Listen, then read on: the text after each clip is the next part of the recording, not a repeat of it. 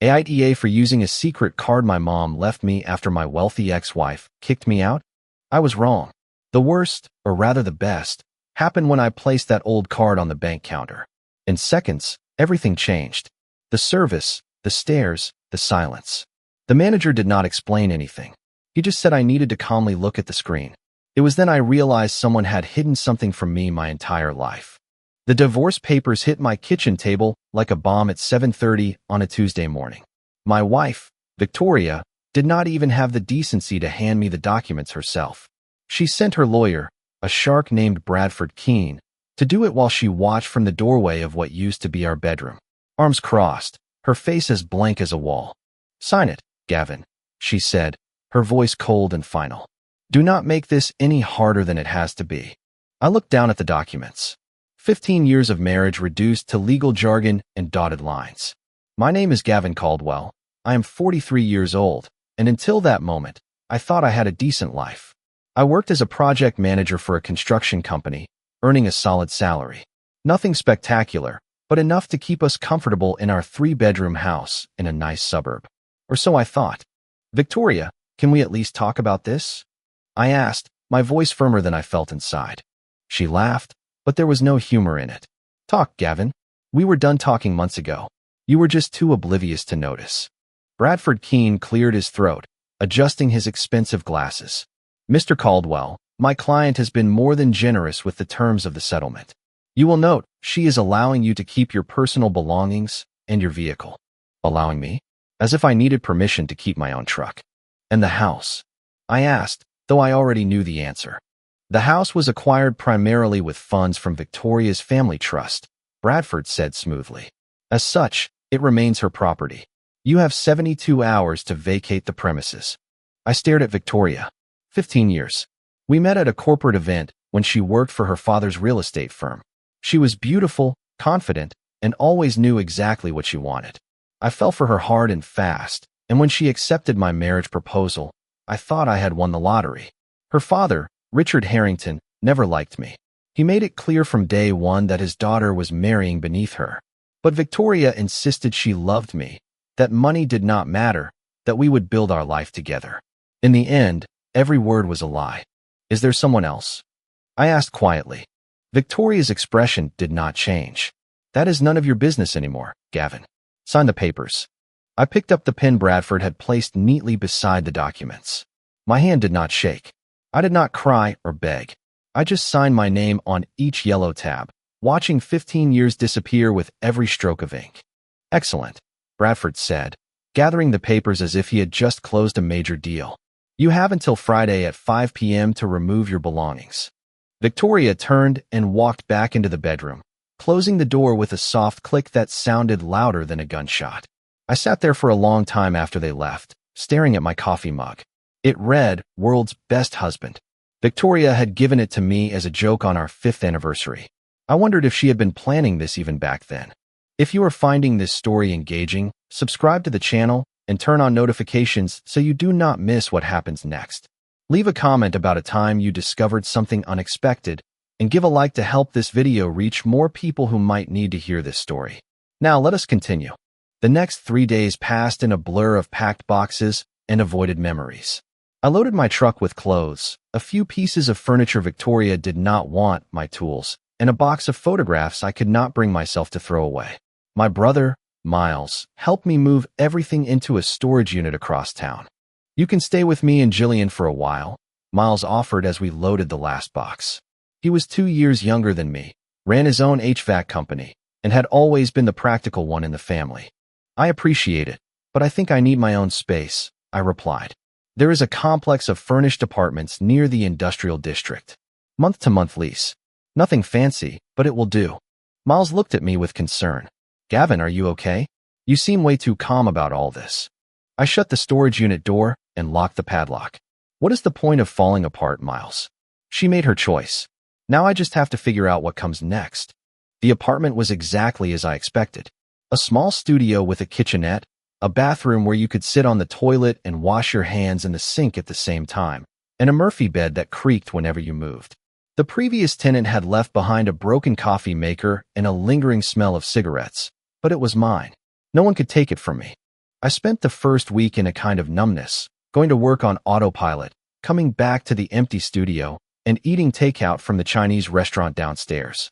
My coworkers found out about the divorce through the office grapevine and treated me with that awkward sympathy people show when they do not know what to say. On Friday afternoon, my boss, Graham Bennett, called me into his office. "Gavin, I am worried about you," he said, gesturing for me to sit. "Your work is as solid as ever, but you seem disconnected. Are you taking care of yourself?" "I am fine, Graham. Just adjusting to some changes." He nodded slowly. "Listen, I have been divorced twice. I know what you are going through. If you need some time off, just say the word." "I would rather stay busy," I replied honestly. Work kept my mind occupied, and that was true. On the job site, I could focus on schedules, materials, and crews, problems with real solutions, unlike my personal life, which felt like trying to rebuild a house after a tornado had reduced it to its foundation. 2 weeks after the divorce was finalized, Miles called me late on a Sunday night. "Gavin, you need to come to Mom's house tomorrow," he said, his voice tense. "Her estate lawyer finally got in touch with me. It seems there are a few things we need to sort out." Our mother, Margaret Caldwell, had passed away 3 years earlier from a serious illness. It was a difficult time watching her health decline over 6 months, but she faced it with the same quiet strength she had shown her whole life. Our father had passed away when Miles and I were still teenagers, and Mom raised us on her own, working 2 jobs to keep us fed and in good schools. "What kind of things?" I asked. He would not explain over the phone, just said it was important and that we both needed to be there. The lawyer, a man named Howard Winslow, met us at Mom's old house the next afternoon. Miles had inherited the house, a small 2-bedroom bungalow in an older neighborhood, and had been slowly fixing it up with plans to sell it down the line. Howard Winslow was in his late 60s, wearing a suit that had seen better days and carrying a worn leather briefcase that looked older than I was. "Gentlemen, thank you for meeting me," he said, shaking our hands. "I apologize for the delay in contacting you. Your mother's estate was simple, but there was one item that required special handling." He opened his briefcase and took out a thick, brown envelope sealed with red wax. "Your mother left specific instructions that this envelope was only to be opened 3 years after her passing, and only in the presence of both her sons. She was very clear about the timeline." Miles and I exchanged glances. Mom had always been precise, methodical in a way that sometimes drove us crazy. But 3 years? What could possibly require such a wait? Howard handed me the envelope. "The contents belong to both of you, though your mother indicated that Gavin should be the one to open it." My hands trembled slightly as I broke the wax seal. Inside was a handwritten letter in Mom's careful script, and beneath it, a black bank card with my name embossed in silver letters. It was not a credit card but a debit card from First National Trust, one of those old money banks used by wealthy families. I unfolded the letter and began to read aloud. "My dearest Gavin and Miles, if you are reading this, it has been 3 years since I have been gone, and I hope you are taking care of each other. I have kept a secret from you your entire lives, not out of shame, but because I wanted you to grow up normally, without the complications that money brings. Your father was not just a mechanic who died in an accident when you were boys. He was James Callahan III, heir to the Callahan industrial fortune. When we fell in love, he gave up his family's money to build a life with me on our own terms. His family never forgave him, and after he died, they tried to claim custody of you. I fought them in court and managed to keep you, but the price was refusing any financial support. However, your father had set up a trust before he died, a trust his family could not touch. He stipulated that it could not be accessed until you were both adults and established in your own lives, with an additional 3-year period after my death to ensure you learned to stand on your own 2 feet first. The enclosed bank card is linked to that trust. I have made you the primary administrator, Gavin, as you are the eldest, but Miles has equal access. The funds are substantial. Use them wisely. Build something meaningful, and remember that your father loved you more than any amount of money could ever express. With all my love, Mom." The letter slipped from my hands. Miles picked it up, rereading it himself while I stared at the bank card as if it might bite me. "This is insane," Miles said in a low voice. "Dad was rich. Mom never said a thing. Not once. She wanted us to make our own way." I replied, my voice hollow. "Just like Dad did." Howard Winslow cleared his throat. Gentlemen, I should mention that I am not myself aware of the value of the trust. Your mother was very discreet with that information. She only instructed me to ensure you receive the card at the appropriate time. I suggest you visit the First National Trust downtown to get the full details. Miles looked at me. Want to go now? Yes, I said, slipping the card into my pocket. Yes, I think I do. The First National Trust occupied a stately building in the historic downtown district, the kind with marble floors and brass fixtures that spoke of old wealth and even older traditions. We walked in feeling completely out of place in our work clothes, me in my canvas pants from the job site and Miles in his HVAC company polo. A receptionist greeted us with a polite smile that did not reach her eyes. How may I help you gentlemen today? I pulled out the bank card. I need to check the balance on this account. Her expression changed the moment she saw the card. Something between surprise and concern. One moment, please. She picked up the phone and spoke in a low voice, too quiet for us to hear. In less than 30 seconds, a man in an expensive suit hurried out from the back offices. He was in his 50s, with salt and pepper hair and the posture of someone who had spent a lifetime managing other people's money. Mr. Caldwell, he asked, his eyes fixed on me. That is me.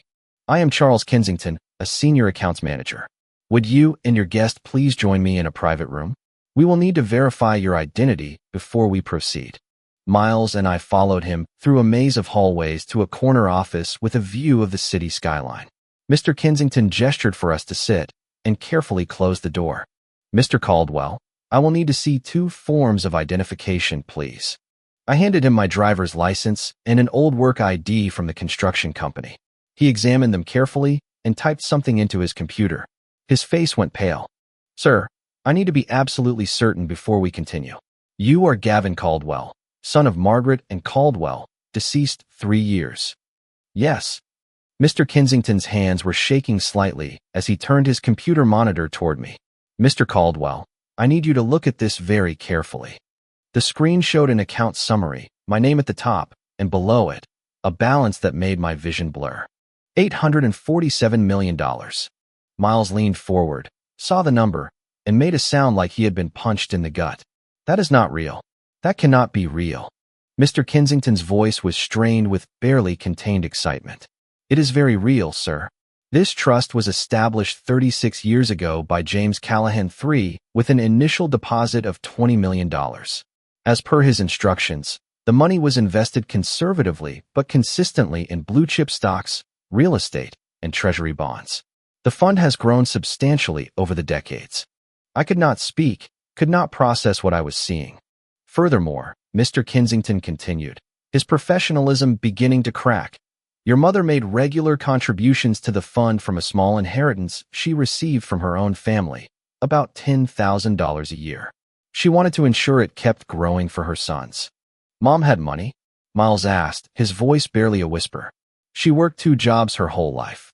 Your mother, Mr. Kensington said gently, chose to live simply so that you would learn the value of hard work. But she never forgot about this fund. She visited this bank once a year, every year, to check on its progress and ensure everything was being well managed for your future. I finally found my voice. So this money, it is really mine? Ours.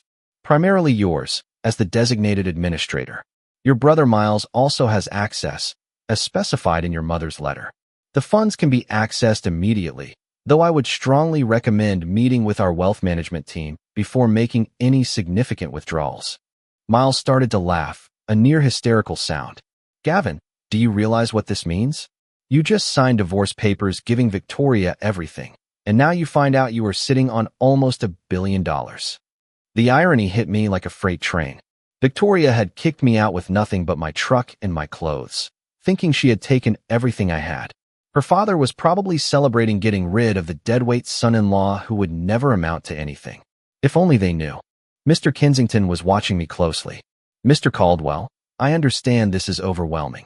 Take all the time you need to process this information, but I should mention that once you begin using this card, certain notifications will be automatically triggered.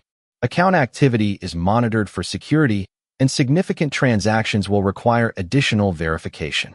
What counts as significant? I asked. Any transaction over $100,000. I stood up slowly, my legs feeling unsteady. Mr. Kensington, I need to think about this. Is there any way to verify this account is real without alerting anyone else? He nodded. Of course. The card you hold is fully active. You can use it for normal transactions immediately. Small purchases, if you would just like to confirm it works. Miles and I left the bank in total silence. We walked to a coffee shop 2 blocks away and sat in a corner booth, both staring into space. What are you going to do? Miles finally asked. I have no idea, I admitted. Part of me wants to march back into Victoria's life and show her exactly what she lost. That is the anger talking, Miles said, though he was grinning. But man, I would pay to see her face. The other part of me wants to pretend I never found out about this. Just keep living my life like nothing has changed. Miles shook his head. Gavin, Mom did not protect this money for 36 years for you to ignore it. She wanted you to use it, to build something meaningful. That is what she said. He was right. But what do you build when you suddenly have more money than you could spend in 10 lifetimes? The answer came to me 3 days later as I was driving by one of my construction sites. We were renovating an old warehouse into a mixed-use residential and commercial complex. It was the kind of project that could revitalize a struggling neighborhood, but we had run into funding issues, and the developer was talking about scaling back the affordable housing units to cut costs. I pulled over and called Mr. Kensington. I want to buy the project, I said. The entire development. What do I need to do? 2 weeks later, I was the sole owner of a $20 million development project. I kept my identity as the investor hidden through a shell company and continued to show up for my project manager job as normal. No one knew the guy in the hard hat, dusty boots, and work clothes was actually the owner of the whole operation. I restructured the project to include more affordable housing units, better green spaces, and a community center.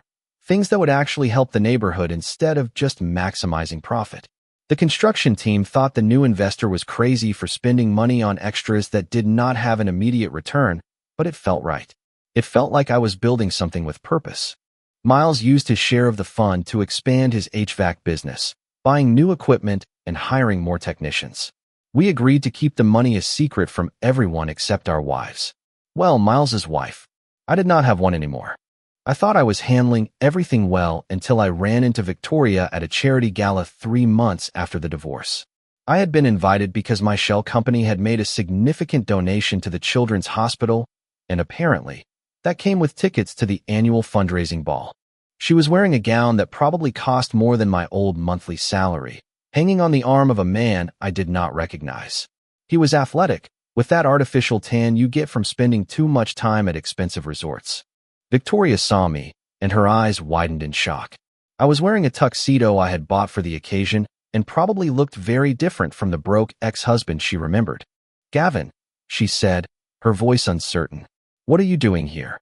Same as everyone else, I replied calmly. Supporting a good cause. Her date extended a hand. Spencer Locke. And you are Caldwell, Victoria's ex. His handshake was a bone crusher, probably meant to assert dominance. I did not react. Gavin works in construction, Victoria said quickly, as if she needed to explain my presence. I am surprised you could afford tickets to an event like this. I get by, I replied simply. The truth was, my single ticket had cost $50,000. I had barely noticed the charge on my account statement. Well, it was good to see you, Gavin, Victoria said, already turning away. Spencer and I need to mingle. I watched them walk away, Victoria's hand possessively on Spencer's arm. She thought she had traded up, left the struggling construction worker for someone in her own social class. Let her think that. Let her father think that he had successfully removed the embarrassment from his daughter's life. 6 months after the divorce, my development project was featured in the local business journal as a prime example of responsible urban renewal. The article praised the anonymous investor who prioritized community benefit over maximum profit. My team was proud of their work, and I arranged for bonuses for everyone when we delivered the project under budget and ahead of schedule. I was having coffee with Miles on a Saturday morning when my phone rang. Unknown number. Mr. Caldwell, a female voice said. This is Jennifer Ashford, personal assistant to Richard Harrington.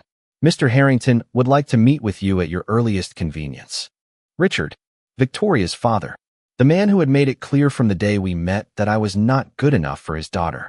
Regarding what? I asked. She would not give details, only said it was urgent. Tomorrow at 2 p.m., would that work? At his downtown office. Curiosity got the better of me. I will be there. Miles raised an eyebrow when I hung up. Victoria's dad wants to see you? You think he knows about the money? No way. We have been too careful. But the doubt crept in. Had I slipped up somewhere? Used the card in a way that could be traced back to me? Richard Harrington's office was exactly what I expected. Top floor of the city's newest skyscraper. Panoramic views. Furniture that cost more than most people's cars. The assistant led me into his private office, where Richard sat behind a desk the size of my Murphy bed. Gavin, he said, without standing or offering a handshake. Thanks for coming in. I sat in the chair across from him, uninvited. He studied me for a long moment. I will get straight to the point. Victoria wants to reconcile. Of all the things I had expected to hear, that was not on the list. What? My daughter has realized she made a mistake divorcing you. She has ended her relationship with Spencer Locke, and she would like to explore the possibility of getting back together. I almost laughed. And you are here to facilitate that? I am here because Victoria asked me to reach out. She was afraid you would not take her call. She was right. Richard leaned back in his chair. Gavin, I will be honest with you. When Victoria first brought you home, I did not think you were right for her. You did not come from money. You had no connections. You seemed content with mediocrity. Thanks for your honesty, I said dryly. But, he continued, I have been asking around about you lately, and I have found that you have built quite a reputation for yourself in the construction industry. That development project everyone is talking about. Word is, you are the anonymous investor behind it. So he had found out, or at least part of it. That is quite a rumor, I said noncommittally. More than a rumor. I have friends in banking, Gavin. Friends who notice when large amounts of money start moving through unusual channels. They mentioned an account at First National Trust. Old family money, recently activated. My heart hammered, but I kept my face calm. Richard smiled, but it was not a friendly one. Your mother did a fine job of hiding your father's true identity. I had to dig deep to find that James Callahan III was married to a Margaret Caldwell before he died. Deeper still to find he gave up the family fortune to marry a woman they did not approve of. Is there a point to all this? I asked. The point is, Victoria divorced you thinking you were a nobody. Now I am telling her she divorced a man sitting on the Callahan industrial fortune. He leaned forward. That trust must be worth what? $400 million by now. I did not correct him. Let him underestimate it by half. Victoria made her choice, I said. She left because I was not rich enough for her. Now she wants to come back because she found out I am. That is not love, Mr. Harrington. That is a business transaction. Everything is a business transaction, Gavin. You should have learned that by now. Maybe that is your problem, I replied, standing up. Not everything should be. Think about it, Richard called as I walked away. Victoria could be an asset to you. Her connections, her social standing. It could help you build something much bigger than one development project. I paused at the door. I do not need her connections, and I certainly do not need her back in my life. Leaving Richard Harrington's office felt like closing a chapter. Victoria had made her choice based on what she thought I was worth financially. She looked at me and saw only a limit, a ceiling on what her life could be. She never saw who I really was. The man who worked hard, kept his promises, and would have built a life with her regardless of money. And now that she knew I had it, she wanted another chance. No. That afternoon, I went to my mother's grave. The headstone was simple, just her name and dates, the way she would have wanted. I sat on the grass beside it and told her everything, about the divorce, about the trust, about Victoria wanting me back. You knew exactly what you were doing, did you not, Mom? I said to the silent air. You made us wait 3 years. You made sure we learned to stand on our own 2 feet first. If she had given us the money right away, I probably would have spent it trying to impress Victoria, trying to prove I was worthy of her family's approval. I would have become exactly what Richard Harrington expected, just another rich man who thinks money solves everything. Instead, I learned who I was without it, and I found that I actually liked that person. My phone vibrated. A text from Victoria. My dad said he spoke to you. Can we please meet? I typed back. No. Move on, Victoria. I have. She tried calling 3 times. I did not answer. A week later, Miles and I were in Mr. Kensington's office at First National Trust, going over investment strategies, and discussing charitable foundations. We decided to create the Margaret Caldwell Foundation, focused on helping single mothers get job training and education. It felt right, a way to honor the woman who raised us while protecting a secret that could have changed everything. Your mother would be proud, Mr. Kensington said, looking over the foundation paperwork. This is exactly the kind of meaningful work she hoped you would do. As we left the bank, Miles turned to me. Are you okay with all of this? The Victoria situation, the money, everything? I am, I replied, realizing it was true. I really am. You do not miss the big house, the life you had with Victoria? I thought about my little studio apartment, the creaky Murphy bed, and the broken coffee maker. I thought about my construction crew and the pride we took in building something that helped people instead of just making a profit. That life was never really mine, I answered. It was always hers. I was just living in it. And now I am building my own life. On my own terms. 6 months later, the development project was completed. We held a community celebration, and I watched as families moved into their new affordable homes. Kids ran across the green spaces we had built, and the community center filled with people. Victoria drove by during the celebration. I saw her slow her car, watching from inside the vehicle. Our eyes met for a brief moment, and I saw recognition on her face. Not of me, but of what this project represented. The kind of life I was building without her. She drove away without stopping. The bank card my mother left me did not just give me money, it gave me freedom. Freedom to build something meaningful. Freedom to choose what truly matters. Freedom to become the man my father was, the one who gave up a family fortune to build a life on his own terms. Mom knew exactly what she was doing. She always did. Comment. I truly hope this story leaves you with a sense of quiet strength. It is a powerful reminder that your worth is not tied to anyone's approval or your finances. Setting boundaries is not about punishing others. It is, rather, about protecting your own peace of mind. Choosing to use your energy to do good in the world is always the more fulfilling path. Healing truly begins when we decide to stop reliving the past. Letting go is an act of kindness to yourself. Sometimes, the greatest victory is not winning an argument, but choosing your own tranquility. Always remember to invest in your own peace and to build a life that feels right to you. Thank you for being here and sharing in this journey. If you liked it, don't forget to leave a comment and support the channel by subscribing. See you in the upcoming stories.